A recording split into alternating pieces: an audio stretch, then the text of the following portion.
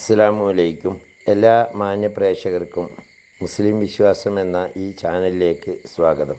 ഈ ചാനലിനെ കുറിച്ച് ഇതുവരെയും അറിയാത്തവർക്കായി കുറച്ച് കാര്യങ്ങൾ പറയാം. ഇത് ഇസ്ലാം മതവിശ്വാസികൾക്ക് മതത്തെക്കുറിച്ച് പ്രത്യേകമായി മതത്തിലെ കർമ്മശാസ്ത്ര വിധികൾ, അതുപോലെ പരിശുദ്ധ ഖുർആനിലെ ആയത്തുകളുടെ വിവരണങ്ങൾ, തഫ്സീറുകളെ അടിസ്ഥാനമാക്കിയുള്ള വിവരണങ്ങൾ, ഇസ്ലാമിക ചരിത്രങ്ങൾ, ഇസ്ലാമിക വിശ്വാസ സംബന്ധമായ കാര്യങ്ങൾ, ഒരു മനുഷ്യൻ്റെ തൊട്ടിൽ മുതൽ കട്ടിൽ വരെ എന്ന വിധത്തിൽ പരിശുദ്ധ ഖുർആൻ നിഷ്കർഷിച്ചിട്ടുള്ള നിയമവ്യവസ്ഥകൾ മുതലായവ അറിയാവുന്നവരെ കൊണ്ട് അറിയാത്തവർക്ക് പറഞ്ഞു കൊടുക്കാനുള്ള ഒരു വിജ്ഞാനവേദി എന്ന നിലയിലാണ് ഈ ചാനൽ മുന്നോട്ട് കൊണ്ടുപോകുന്നത്. നിരവധിയായ ഉസ്താദുമാർ ഇതിനു വേണ്ടി കണ്ടൻറ്റുകൾ നൽകി വരുന്നു. ആയതുകൊണ്ട് തന്നെ ഈ ചാനൽ ദീനി പ്രബോധനം എന്ന രീതിയിൽ ആരുടെയെങ്കിലും കയ്യിലെത്തിയാൽ അത് ഒന്ന് സബ്സ്ക്രൈബ് ചെയ്യുകയാണെങ്കിൽ കൂടുതലായിട്ടുള്ള വിവരങ്ങൾ നിങ്ങൾക്ക് ലഭ്യമാക്കുന്നതിനും, അതേപോലെ അത് ഷെയർ ചെയ്യുകയോ ലൈക്ക് ചെയ്യുകയോ ചെയ്താൽ കൂടുതലായ ആളുകളിലേക്ക് എത്തിക്കുന്നതിനും ഉപകാരപ്പെടും. അള്ളാഹു തൗഫീക്ക് നൽകട്ടെ. ഇനി നമുക്ക് വീഡിയോയിലേക്ക്. ഫിറോൻ്റെ നിഷ്ഠൂരമായ കൊലപാതകത്തിന് പാത്രീഭവിച്ച ഒരു വയോവൃദ്ധനായ ഒരു സാധു മനുഷ്യൻ മൂസാ നബി അലൈഹി ഇസ്ലാമിലുള്ള വിശ്വാസം ഉപേക്ഷിക്കാൻ ആ സാധു കൂട്ടാക്കാതിരുന്നതാണ് കാരണം. ഒരിക്കൽ മൂസാ നബിക്ക് അള്ളാഹുവിൽ നിന്ന് ഇങ്ങനെയൊരു അറിയിപ്പുണ്ടായി: മതത്തിലേക്ക് ക്ഷണിക്കണം. ആ മനുഷ്യൻ നിന്നെ വിലവച്ചില്ലെങ്കിൽ കൂടി നീ നിരാശനായി പോകരുത്.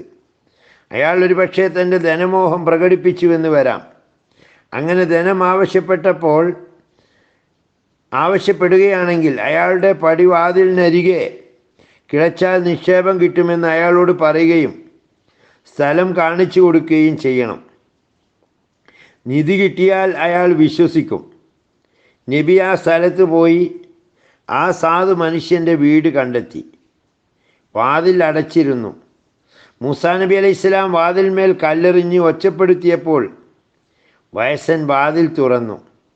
മൂസാ നബി അലൈഹി ഇസ്ലാം പടിക്കൽ നിന്നിരുന്നത് കണ്ടപ്പോൾ അയാൾക്ക് ദേഷ്യം വന്നു. അയാൾ പരുഷസ്വരത്തിൽ ചോദിച്ചു: നീയൊരു സിഹിറുകാരനായിരിക്കെ എന്തിനു വേണ്ടിയാണ് ഇവിടെ വന്നത്? മൂസാ അലൈഹി ഇസ്ലാം പറഞ്ഞു: നിങ്ങൾ അള്ളാഹുവിനെ മാത്രം ആരാധിക്കുകയും എൻ്റെ ദൗത്യത്തിൽ വിശ്വസിക്കുകയും വേണം. ഈ ഉപദേശം നൽകാനാണ് ഞാൻ വന്നത്. വൃദ്ധൻ പറഞ്ഞു: 200 കൊല്ലമായി ഫിറോനെ ആരാധിച്ചു വരുന്നവനാണ് ഞാൻ. ഇപ്പോൾ ആ ആരാധന വിട്ട് സിഹിർ കൊണ്ട് ആളുകളെ വഞ്ചിച്ച് നടക്കുന്ന നിങ്ങളിൽ വിശ്വാസമർപ്പിക്കുന്നതിന് ഒരിക്കലും സന്നദ്ധമല്ല. മൂസാ അലൈഹി ഇസ്ലാം ഇത്രയും കാലം ഫിറോനെ നിങ്ങൾ ആരാധിച്ചുവല്ലോ. ആ ആരാധന കൊണ്ട് നിങ്ങൾക്ക് എന്ത് ഗുണമാണുണ്ടായത്? വൃദ്ധൻ പറഞ്ഞു: എൻ്റെ ജീവിതം ബുദ്ധിമുട്ട് കൂടാതെ കഴിഞ്ഞു.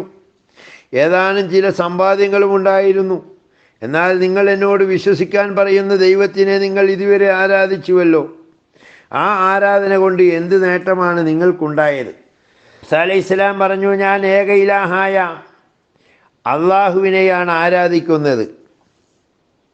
അത് ഈ ലോകത്ത് പ്രതിഫലം കിട്ടാൻ വേണ്ടിയല്ല. ആരാധനയ്ക്ക് അവന് മാത്രമേ അർഹതയുള്ളൂ എന്ന യാഥാർത്ഥ്യ നിമിത്തമാണ് അവനെ ആരാധിക്കുന്നത്.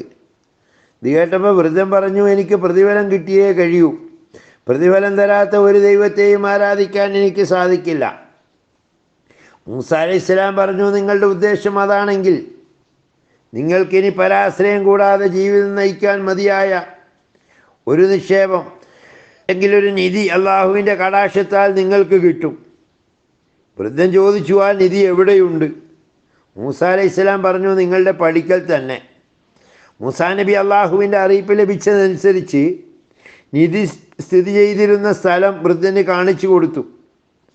വൃദ്ധൻ തൻ്റെ മകൻ്റെ സഹായത്തോടു കൂടി ആ സ്ഥലം ഉടൻ തന്നെ കിളച്ചു.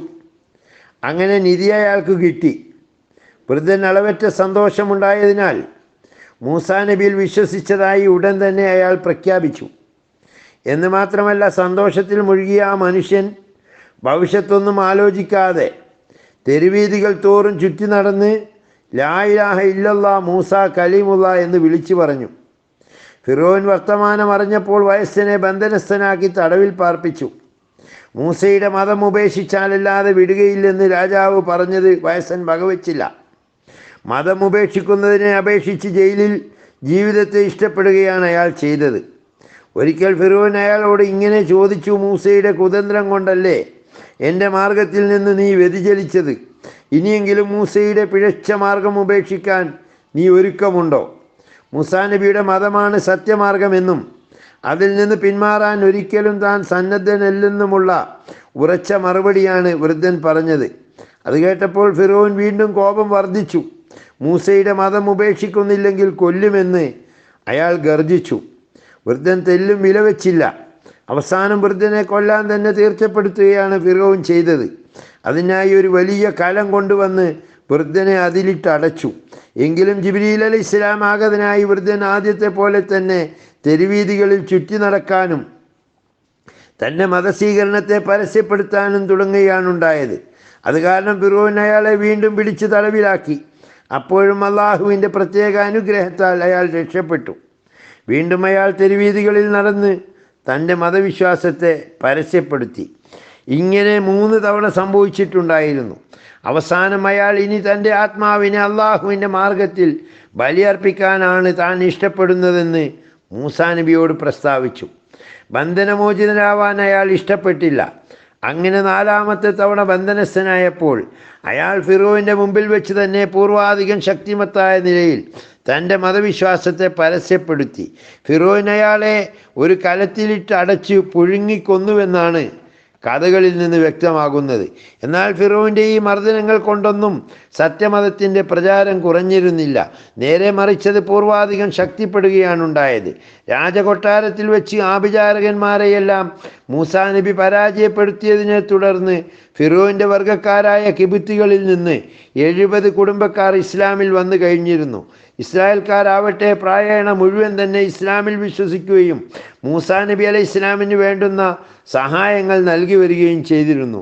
ദുഷ്ടനായ ഫിറോൻ ഇസ്രായേൽക്കാർ തന്നിൽ നിന്ന് അകന്ന് നാശകാരികളാണെന്ന് മനസ്സിലായപ്പോൾ അവരിൽ ആണുങ്ങൾ തീരെ ബാക്കിയാവരുതെന്നും അവരിൽ ജാതരാകുന്ന ആൺകുട്ടികളെയെല്ലാം കൊല്ലാനും ഒരുമ്പിട്ടു. അതിനെപ്പറ്റി ഇസ്രായേൽക്കാർ മൂസാ നബിയോട് സങ്കടം പറഞ്ഞു. അദ്ദേഹം അവരോട് ഇങ്ങനെ ഉപദേശിച്ചു: നിങ്ങൾ അള്ളാഹുവിനോട് സങ്കടം പറയുകയും മതവിശ്വാസത്തിൽ ഉറച്ചു നിൽക്കുകയും വേണം. അള്ളാഹുവിൻ്റെതാണ് രാജ്യം. അത് ഇഷ്ടപ്പെടുന്നവർക്ക് അവൻ സൗകര്യപ്പെടുത്തി കൊടുക്കും. അവസാനം സജ്ജനങ്ങൾക്കല്ലാതെ വിജയമുണ്ടാവില്ല.